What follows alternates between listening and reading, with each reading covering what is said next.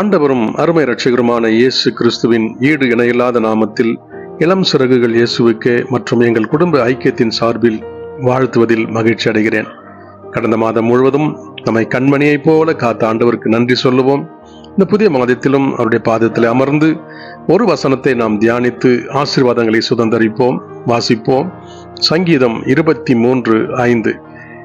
என் சத்துருக்களுக்கு முன்பாக நீர் எனக்கு ஒரு பந்தியை ஆயத்தப்படுத்தி என் தலையை எண்ணெயால் அபிஷேகம் பண்ணுகிறீர். என் பாத்திரம் நிரம்பி வழிகிறது. கர்த்தருக்கு மகிமை உண்டாவதாக. தாவீது சந்தித்த சத்துருக்கள் தான் எத்தனை. ஒவ்வொரு நாளும் தன் ஜீவனுக்காக அவன் போராடின நாட்கள் எத்தனை. இந்த உலக வாழ்க்கையில நாம் சந்திக்கின்ற நபர்கள் நம்மை நேசிக்கிறவர்களா அல்லது நம்மை எதிர்க்கிறவர்களா என்று யூகிக்க முடியாத ஒரு மாய உலகத்தில வாழ்ந்து கொண்டிருக்கின்றோம். தாவீதும் அப்படிப்பட்ட ஒரு மனநிலையோடு கூடதான் தான் சந்தித்த எல்லா எதிரிகளுக்கு முன்பாக தேவன் தனக்கு ஒரு பந்தியை ஆயத்தப்படுத்தி அவனுடைய தலையை எண்ணெயால் அபிஷேகம் பண்ணி அவனுடைய பாத்திரம் நிரம்பி வழிய செய்தார் என்று சொல்லி அறிக்கை பண்ணுகிறான். இந்த உலக வாழ்க்கையில நாம் நீதியாய் நடந்ததினால, உண்மையாய் இருந்ததினால நாம் சந்தித்த பிரச்சனைகள் எவ்வளவு என்பதை நினைத்து பார்க்கின்ற பொழுது நாம் நீதியா இருக்கிறோம், உண்மையா இருக்கிறோம், ஆனாலும் ஏன் எனக்கு இப்படிப்பட்ட காரியங்கள் நடக்கிறது என்று நாம் இருதயத்தில் கலங்கி போகிறோம். ஆனாலும் சத்துருக்களுக்கு முன்பாக வாழ்கின்ற இந்த வாழ்வில நம்முடைய தலை உயர்த்தப்பட வேண்டும் என்று சொன்னால், நம்முடைய பாத்திரங்கள் நிரம்பி வழிய வேண்டும் என்று சொன்னால், சத்துருக்களுக்கு முன்பாகவே ஒரு பந்தி நமக்கு ஆயத்தப்படுத்தப்பட வேண்டும் என்று சொன்னால், சில காரியங்களை நம்முடைய வாழ்வில செயல்படுத்தும்படி தேவன் எதிர்பார்க்கிறவராக இருக்கிறார். என்னுடைய ஆரம்ப காலமும் இள வயதிலும் என்னுடைய வாழ்வு அப்படி ஒன்றும் சிறப்பானதாகவும் மகிழ்ச்சிகரமானதாகவும் இருந்ததில்லை.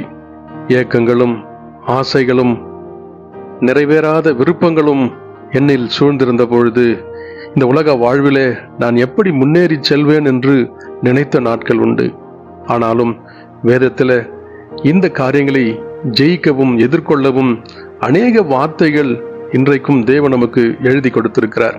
அப்படி இந்த வேதத்தை வாசித்த பொழுது ஏசாயா 33 15, 16, 17 வசனங்களில ஒரு அருமையான போதனையை தேவன் நமக்கு கொடுக்கிறார். அது என்னவென்றால், நீதியாய் நடந்து செம்மையானவைகளை பேசி இடுக்கண் செய்வதால் வரும் ஆதாயத்தை வெறுத்து பரிதானங்களை வாங்காதபடிக்கு தன் கைகளை உதறி இரத்தம் சிந்துவதற்கான யோசனைகளை கேளாதபடிக்கு தன் செவியை அடைத்து பொல்லாப்பை காணாதபடிக்கு தன் கண்களை மூடுகிறவன் எவனோ அவன் உயர்ந்த இடங்களில் வாசம் பண்ணுவான். கண்மலையின் அரண்கள் அவனுடைய உயர்ந்த அடைக்கலமாகும். அவன் அப்பம் அவனுக்கு கொடுக்கப்படும். அவன் தண்ணீர் அவனுக்கு நிச்சயமாய் கிடைக்கும். அவன் கொடுக்கிறதான ஆசீர்வாதங்களை சுதந்திரிக்க வேண்டும் என்று சொன்னால் சில கட்டளைகளையும் நாம் பின்பற்ற தேவன் நம்மை அழைத்திருக்கிறார். ஏனென்றால் இந்த நீதியுள்ள வாழ்க்கை செம்மையானவைகளை பேசி இடுக்கண் செய்வதால் வருகிற ஆதாயத்தை வெறுத்து தேவ பக்தி நமக்கு போதும் என்று நினைத்து உத்தமமாய் நடக்கின்ற பொழுது தேவன் தம்முடைய பிள்ளைகளுக்கு வாக்குத்தத்தம் பண்ணினதை நிறைவேற்ற வல்லவராக இருக்கிறார். வாசித்த இந்த வசனங்களின்படி நம்முடைய வாழ்வில செம்மையானவைகளை பேசும்படி, இடுக்கண் செய்வதால் எப்படியாவது ஆதாயத்தை பெற்றுவிடலாம் என்கிறதை வெறுத்துவிட்டு வட்டிக்கோ பரிதானங்களையோ வாங்காதபடி தன் கைகளை உதறி அந்த இரத்தம் சிந்துவதற்கான யோசனைகளையும் கேளாதபடி தன் செவியை அடைத்து நடக்கின்ற பொல்லாப்பை இந்த கண்கள் காணாதபடிக்கு அதை மூடி நம்முடைய வாழ்க்கையை தேவனுக்குள் இருந்து வாழ்கின்ற பொழுது 16 வசனம் சொல்லுகிறது, அவன் உயர்ந்த இடங்களில் வாசம் பண்ணுவான். கண்மலைகளின் அரண்கள் அவனுடைய உயர்ந்த அடைக்கலமாகும். அவன் அப்பம் அவனுக்கு கொடுக்கப்படும். அவன் தண்ணீர் அவனுக்கு நிச்சயமாய் கிடைக்கும். நம்மை அழித்து விட வேண்டும் என்றும் நம்மை கலங்கப்படுத்த விட வேண்டும் என்றும் நினைக்கிற நம்முடைய எதிராளிக்கு முன்பாகவே தேவன் ஒரு பந்தியை ஆயத்தப்படுத்துவது நிச்சயம். தாவீதுக்கு மாத்திரமல்ல, தாவீதுக்கு அருளின நிச்சயமான கிருபைகளை உங்களுக்கும் தருவேன் என்று சொன்ன தேவன் நம்முடைய வாழ்வையும் அப்படி ஆசீர்வதிப்பது நிச்சயம். மேலும் தாவீது சொல்லுகிறான், சங்கீதம் 37:25, நான் இளைஞனாய் இருந்தேன், முதிர் வயதுள்ளவனும் ஆனேன், ஆனாலும் நீதிமான் கைவிடப்பட்டதையும் அவன் சந்ததி அப்பத்துக்கு இறந்து திரிகிறதையும் நான் காணவில்லை. ஒருவேளை நாம் சதிக்கின்ற போராட்டங்கள், நாம் இழந்து போய் நிற்கிற காரியங்கள், ஒருவேளை நம் இருதயத்தை அதை சஞ்சலப்படுத்தினாலும் நிச்சயம் நீதிமான் கைவிடப்பட மாட்டான் என்பதையும் அவனுடைய சந்ததியும் அப்பத்திற்கு இறந்து திரிகிறதில்லை என்பதையும் அவன் நிச்சயித்திருந்தான். பிரியமானவர்களே, இன்றைக்கும் ஆண்டவருடைய கரம் நம்மோடு இருக்கிறது. அவர் நம்மை நடத்துகிறவர். நம்மை அவருடைய வழிகளில நடத்தி அவர் தனக்கு இஷ்டமானதை செய்கிற தேவன். அவருக்குள் வாழ்கின்ற பொழுது சத்துருக்களுக்கு முன்பாக நிச்சயம் ஒரு பந்தியை நமக்காக ஆயத்தப்படுத்துவார். நம்முடைய வாழ்வில் இயேசு இல்லாதிருந்தால் எப்படி இந்த ஆசீர்வாதத்தை சுதந்திரிக்க முடியும்? இயேசுவை நம் இருதயத்திலே சுமப்போம், அவர் நம்மை சுமப்பார். இந்த புதிய மாதம் ஒரு நம்பிக்கையும் ஆசீர்வாதத்தை நமக்கு கொடுக்கட்டும். அவருக்குள் கட்டப்படுகிற ஒரு வாழ்வா இருக்கட்டும். விசுவாசத்தினால் எல்லாவற்றையும் சுதந்திரிக்கிற ஒரு மாதமா இது இருக்கட்டும். கர்த்தர் நம்மை ஆசீர்வதித்து வழிநடத்துவாராக. ஜெபிப்போம்.